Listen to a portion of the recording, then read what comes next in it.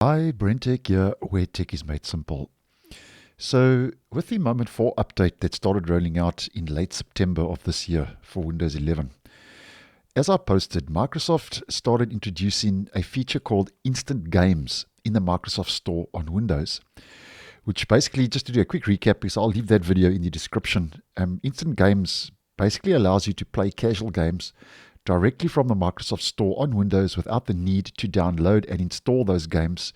to your Windows device. Now, just to let you know that with the latest Microsoft Store app version update 22311.1401.0.0 and newer, the arcade tab now is available in the Microsoft Store.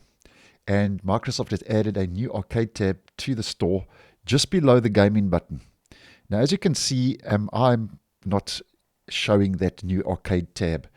in my Microsoft Store in my region because if you are not seeing it like me, then what you need to do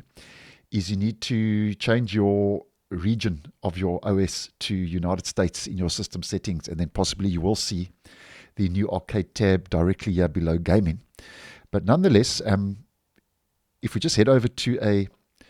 screenshot provided by Taurus Buria over on X, here we can see an example of that arcade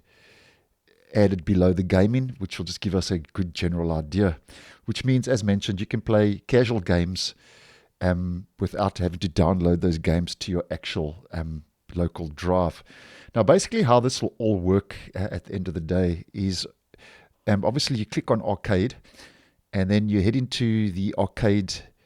section and then you select a game, you click play, and then obviously the store will open that new window and launch the selected game, which then you can start playing. So I just wanted to put it out there because I know some of you were following this feature, and this is a new change. And it's still in preview, so it hasn't made its way to stable.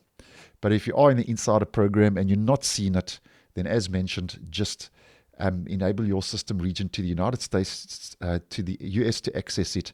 and you should be able to play that in the Insider program if it's not available. And